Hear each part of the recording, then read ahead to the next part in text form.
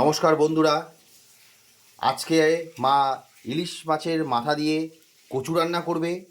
তো কিভাবে বানাচ্ছে সেটা আপনাদের ভিডিওর মাধ্যমে জানাবো। তো আপনারা ভিডিওটা দেখুন।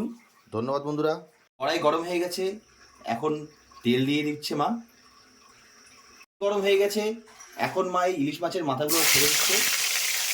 হালকা করে একটু ভেজে দিতে হবে, হালকা করে ভেজে তুলে নিতে হবে। হালকা করে ভাজা হয়ে গেছে, এখন তুলে নিচ্ছে মা। এখন ওই তেলে মা ফোড়ন দিচ্ছে কালো জিরা, কাঁচা লঙ্কা, 2 কোয়া রসুন দিয়ে দিচ্ছে মা। এখন কচুগুলো দিয়ে দিচ্ছে মা।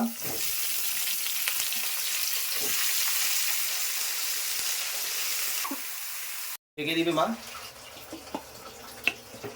ভালো মতো সিদ্ধ হোক। মা এখন ঢাকাটা তুলে দিচ্ছে। এখন হলুদ লবণ দিবে,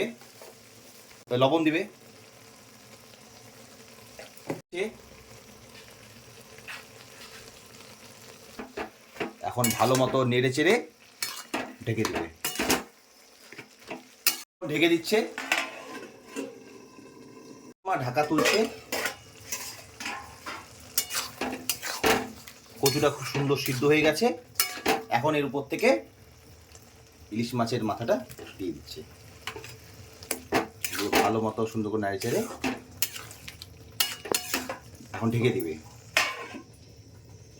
ঢাকাটা খুলে এর মধ্যে সামান্য পরিমাণে একটু চিনি দিবে। এখন একটু চিনি দিয়ে দিচ্ছে, ভালো করে নেড়ে চেড়ে নামিয়ে দিবে। কচু রান্না আমাদের কমপ্লিট হয়ে গেছে বন্ধুরা,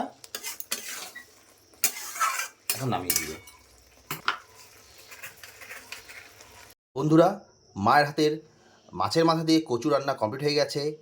তো আপনারা তো ভিডিওর মাধ্যমে সব দেখলেন। তো ভিডিওটা যদি ভালো লেগে থাকে তাহলে অবশ্যই লাইক, কমেন্ট, সাবস্ক্রাইব করে আমার পাশে থাকবেন এবং আমাকে সহায়তা করবেন। ধন্যবাদ বন্ধুরা, আপনারা ভালো থাকুন, সুস্থ থাকুন।